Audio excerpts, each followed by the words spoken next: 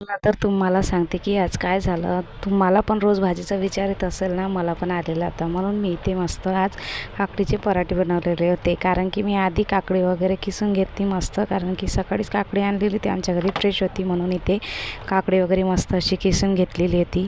आणि त्यानंतर मला रोज तर ब्लॉग टाकणं होत नाही, पण माझ्याकडून जेवढं होते तेवढं मी टाकणारच तुमच्यासाठी. तर सांगते, मला भरपूर असं सपोर्ट करा, कारण की मी तुमच्यासाठी रोज ब्लॉग बनवू शकेल आणि टाकू शकते अशा कारणाने. आणि त्यानंतर मस्त इथे काकडी वगैरे किसून घेतली. त्यानंतर त्यामध्ये सांबार टाकून घेतलेला होता मी चिरलेला. आणि त्यानंतर त्यामध्ये तिखट, मीठ, हळद आणि मस्त असं जिरं वगैरे टाकून घेतलेलं होतं, कारण की जास्त मसाल्याचे चांगले पण लागत नाही आणि चवीनुसार सगळं टाकलेलं होतं. तर तुम्ही पण असेच करून पहा, तुम्हाला पण मस्त वाटेल. तर असं सगळं वगैरे टाकून घेतलं. त्यानंतर मी यामध्ये गव्हाचं पीठ आणि थोडंसं बेसन असं पण टाकून घेतलेलं होतं. तुम्हाला बेसन टाकायचं असेल तर टाका, नाहीतर नका टाकू, नुसत्या गव्हाच्या पिठाचे पण करू शकता. आणि त्यानंतर मी इथे पूर्ण असं मळून घेतलेलं होतं. आणि मी जे काकडीचं पाणी असतं ते तर काही काढलेलं नव्हतं, कारण की मला पराठे हे लाटून नाही थापून करायचे होते. ते मी फडक्यावर थापून करणार आहे, तर तुम्हाला दाखवेलच. तुम्ही व्हिडिओ पूर्ण पहा, तुम्हाला माहीतच पडेल.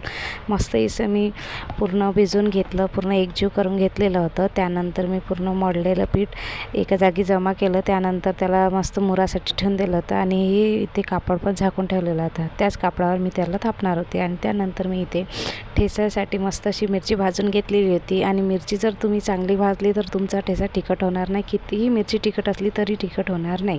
आणि त्यानंतर मी थोडंसं त्यावर सांबार वगैरे पण भाजून घेतलेला होता, कारण की सांबाराने मस्त अशी चव येते, म्हणून सांबार पण त्यामध्ये भाजून घेतलेला होता. आणि त्यानंतर त्यामध्ये थोडेसे लसणाच्या कळ्या आणि गॅस बंद केल्याच्यानंतर मी त्यावर जिरं पण टाकलेलं होतं, ते पण थोडंसं भाजून घेतलेलं होतं. आणि तुम्ही इथे पाहू शकता सगळं असं मस्त पूर्ण बारीक होईपर्यंत भाजलेलं आहे मी. आणि इथे बघा, मला लसणाच्या कळ्या सोलायच्या होत्या, पण थोडा वेळ झाला. आणि इथे मी लसणाच्या कळ्या पण छान अशा भाजून घेतलेल्या त्या लाल होईपर्यंत.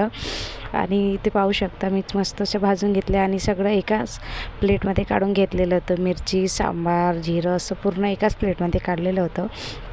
त्यानंतर मी त्यावर गॅस बंद केला, कारण की जिरं जळावं नाही म्हणून. आणि त्यावर जिरं टाकलेलं होतं. जिरं मस्त असं भाजून घेतलं थोडंसं वाफेवर. आणि त्यानंतर प्लेटमध्ये सगळं काढून घेतलेलं होतं. आणि एक मिक्सरचं पॉट घेतलं आणि त्या मिक्सरच्या पॉटमध्ये सगळं टाकून घेतलं मी. आणि टाकल्यानंतर मस्त असं पूर्ण एकजीव करण्यासाठी पूर्ण एकच ह्याच्यात मिक्स केलेलं होतं, तर पूर्ण असं टाकून घेतलं. त्यानंतर मी पॉट मिक्सरला लावून मस्त असं फिरवून घेतलेलं होतं. आणि त्यामध्ये थोडंफार मीठ वगैरे टाकलेलं होतं, कारण की मीठ टाकल्याने ठेचा तुमचा कितीही दिवस ठेवला तरी खराब होत नाही, म्हणून